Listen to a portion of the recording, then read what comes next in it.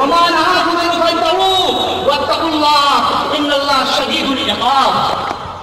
رسول کریم صلی اللہ علیہ وسلم جو کچھ بھی دے، جو قول، جو عمل، جو مال دے، آیت کی اموال بنو نذیر کے اموال کی تقسیم کے تعلق سے آیت کا سبب نزول خاص ہے لیکن ماں کا کلمہ عام ہے. جو کچھ بھی دے، جو حکم فرمائے اس کو بلا چچرا قبول کرو، جس چیز سے روکے اس سے باز رہو. اگر ایسا نہیں کرتے تو اللہ شدید العقاب ہے. یہ ہوئے نبی کریم صلی اللہ علیہ وسلم کی حیثیت. اللہ رب العالمین نے نبی کریم صلی اللہ علیہ وسلم کو پوری امت کے لیے، پوری انسانیت کے لیے قدوہ نمونہ بنایا ہے.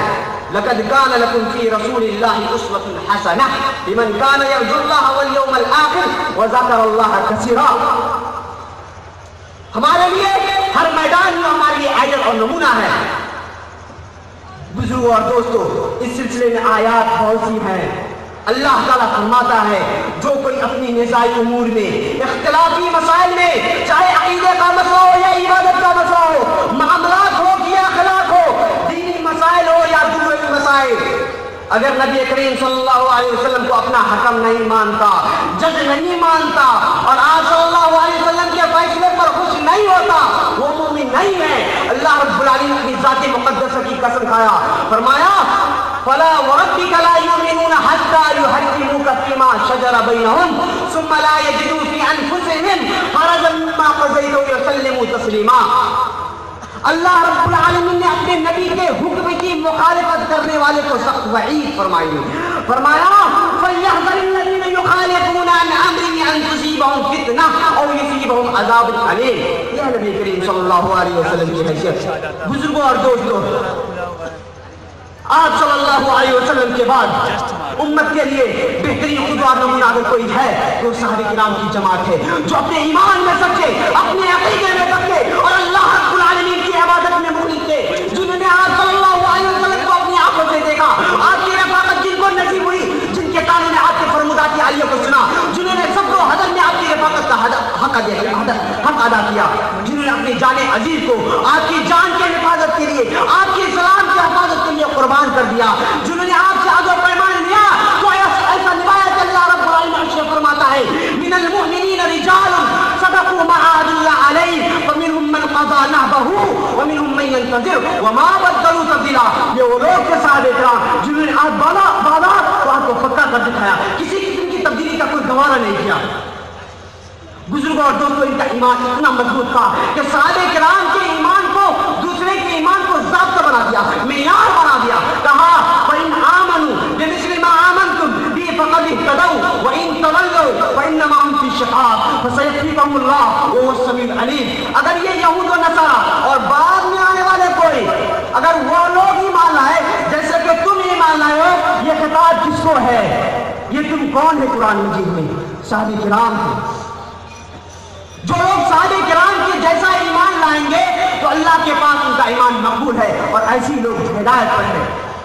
لیکن اگر صحابہ کی ایمان کے جیسا ایمان نہیں ہے، صحابہ کرام کے فہم کے جیسا فہم نہیں ہے، قرآن و حدیث کو تم اپنے فہم کے مطابق سمجھتے ہو، تو وہ فہم جو صحابہ کے فہم سے متصادم ہے، تو اللہ رب العالمین نے فرمایا وَإِن تَوَلَّوْا، آپ کا ایمان، آپ کا منہج، صحابہ کرام کا ایمان، صحابہ کرام کا منہج ان کو منظور نہیں ہے تو اللہ کے پاس ان کے ایمان کی کوئی حیثیت نہیں ہے.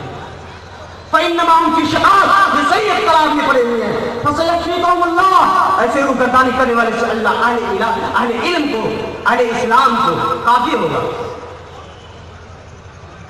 بزرگوں اور دوستوں، یہ ہے صحابہ کرام رضوان اللہ علیہم اجمعین.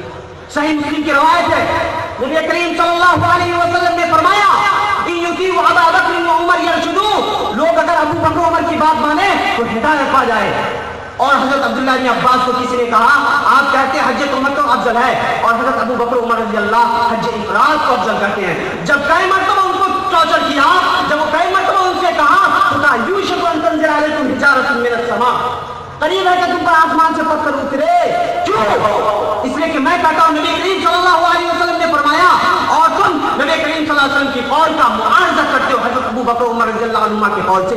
جب حضرت ابو بکر عمر رضی اللہ عنہ کے قول سے نبی کے قول کا معارضہ نہیں کیا جا سکتا تو قسم اللہ کی کائنات میں کوئی بھی ہستی ایسی نہیں ہے جس کے نبی کے حدیث کو اس کے قول پر قربان کر دیا جائے. हम ये नहीं जो ये कहते हैं इन्ना वजदना आबाना अला उम्मतिन व इन्ना अला आसारिहिम मुक़तदून, हमने बाप दादा को एक तरीके पर पाया है, उसी की पैरवी करने वाले हैं। हम किताब और सुन्नत की पैरवी करने वाले हैं।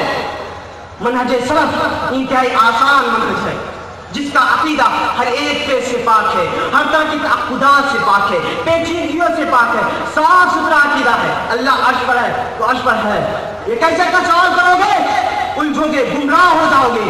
रब्बुल आलमीन की कैफियत हमें मालूम नहीं है। उनके नाम और सिफातों पर ईमान रखते हैं, हकीकी मानों पर मामूल करते हैं, तावील की पाबंदियों पर नहीं चलते, इनकार भी नहीं करते मुअत्तिला और जहमिया की तरह। हमारे यहाँ कोई पेचीदगी नहीं है। नमाज रोजा सुन्नत सहीह से साबित है, उस पर हम अमल करते हैं। सुन्नत की राह से हटोगे, पेचीदगियों में पड़ोगे, कीजा में जाओगे, फाते में जाओगे, बर्सी में जाओगे, इसका मिलाद मनाओगे, उसका मिलाद मनाओगे, हर दिन कोई ना कोई जश्न होगा, फंक्शन होगा। सुन्नत की राह पर आओगे, कुछ नहीं करने एकदम सीधा साधा आसान दी। अल्लाह के नबी ने फरमाया बइस्तु बिल हनीफ जैसे समहा,